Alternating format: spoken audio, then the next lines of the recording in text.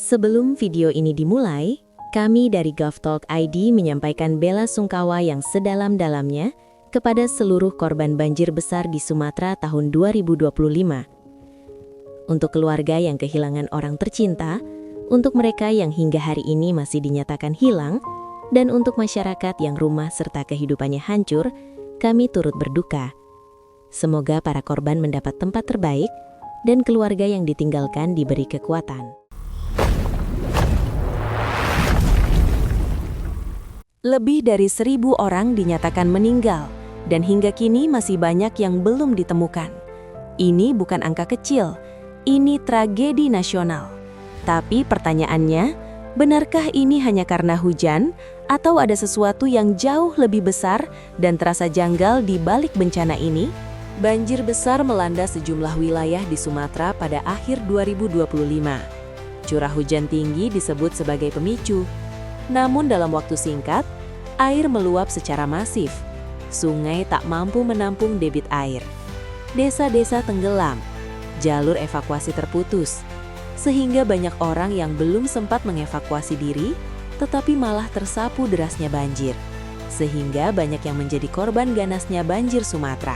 Sumatera dikenal sebagai salah satu wilayah dengan ekspansi perkebunan sawit terbesar di Indonesia. Dalam 2 dekade terakhir, hutan alam berkurang drastis. Daerah resapan air berubah menjadi lahan monokultur. Ketika hujan turun deras, air tidak lagi terserap, melainkan langsung mengalir ke sungai. Dilansir dari Kompas, bahkan hutan alam Sumatera saja hilang sekitar 1,2 juta hektar dalam 3 dekade saja.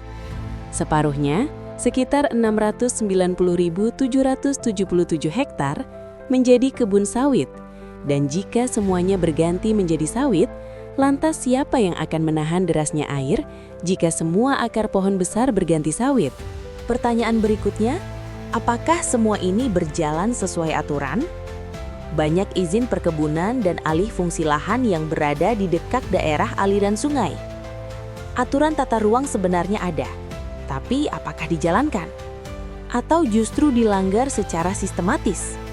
Inilah yang membuat bencana ini terasa janggal. Ketika bencana terjadi, pemerintah hadir dengan bantuan. Tapi pertanyaan kritisnya, di mana pengawasan sebelum bencana? Pengawasan lingkungan, evaluasi izin, dan penegakan hukum seringkali lemah. Jika ini dibiarkan, maka banjir hanya tinggal menunggu waktu untuk terulang. Kami pasrah dengan gempa, Pak. Kami berdoa kalau sudah soal gempa. Tapi kalau soal ini, kami tidak terima. Data yang Bapak sampaikan, deforestasi hutan yang turun. Saya curiga, kebun kayu monokultur, Bapak hitung sebagai ganti hutan primer, hutan alam primer di hulu sungai. Sehingga deforestasinya turun. Itu juga tercermin dari data yang dipaparkan bahwa kerusakan di daerah aliran sungai sedemikian dahsyatnya. Maka tidak heran kalau banjir bandang ini luar biasa. Kalau ada data, ada foto mungkin, dan pasti saya rasa bapak-bapak juga sudah ketahui, ada gelondongan kayu di Sanyang Baka, Kabupaten Solo. Itu kita pastikan dari Taman Nasional Kerinci Seblat, Pak, kayunya. Coba Pak bayangkan, gimana nggak terjadi seperti ini? Kalau memang pembiaran itu sudah terjadi sedemikian lama, Pak. Bapak tadi nunjukin ada 3 kasus, ada 3 foto yang saya lihat, yang sudah terungkap. Apa? Ayo upaya pemulihannya. Saya pastikan sampai sekarang juga belum. Ini kan yang disampaikan ini baru cuman soal pembabatan hutan, pembalakan liar, secuil, Pak. Bapak tidak paparkan, data tambang ilegal yang menghancurkan hutan sedemikian parahnya. Ayo dong, buka. Itu kan di sepanjang aliran sungai itu semuanya juga tambang ilegal. Nggak bakal punya izin kok. Dan itu kawasan hutan. Kemana aja kita selama ini, Pak?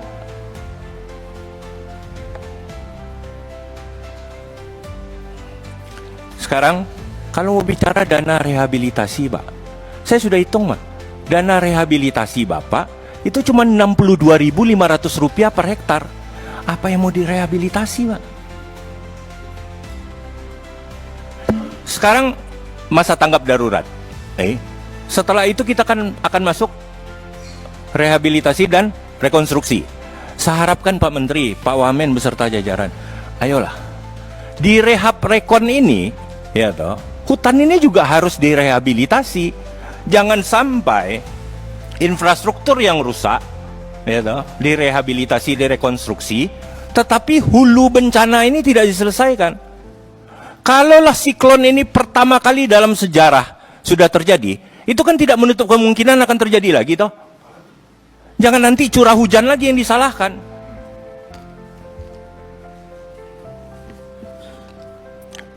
Pak, korban jiwa itu, Pak. Tidak cukup lagi duka dan sesal kita di sini mengobati itu gitu loh. Ya. Berapapun mahalnya biaya rehabilitasi ini, itu juga tidak bisa mengganti nyawa saudara-saudara kita. Tidak bisa mengobati penderitaan saudara-saudara kita di Aceh, Sumatera Utara, dan Sumatera Barat. Jadi jangan lagi bicara anggaran, Mbak. Ayo. Untuk satu nyawa, itu tidak pernah bisa kita nilai, Pak. Apalagi dengan sedemikian banyaknya yang sekarang. Jangan pernah sampai terjadi lagi. Jadi all-out cost ini harus kita selesaikan. Warga sudah lama memperingatkan, sungai makin dangkal, hutan makin hilang, tapi suara mereka kalah oleh kepentingan ekonomi. Dan ketika banjir datang, rakyat kecil kembali menjadi korban terbesar. Banjir Sumatera 2025 bukan sekedar bencana alam. Ini adalah akumulasi dari keputusan manusia, kebijakan yang longgar, dan pengawasan yang lemah. Ketika alam dirusak, maka banjir bukan lagi kejutan, melainkan konsekuensi. Menurut kamu, siapa yang harus bertanggung jawab atas banjir Sumatera 2025? Apakah ini murni bencana alam atau ada pelanggaran kebijakan yang harus diusut? Tulis pendapatmu di kolom komentar. Jangan lupa subscribe GovTalk ID, karena isu publik tidak boleh dilupakan. Sampai ketemu di video selanjutnya.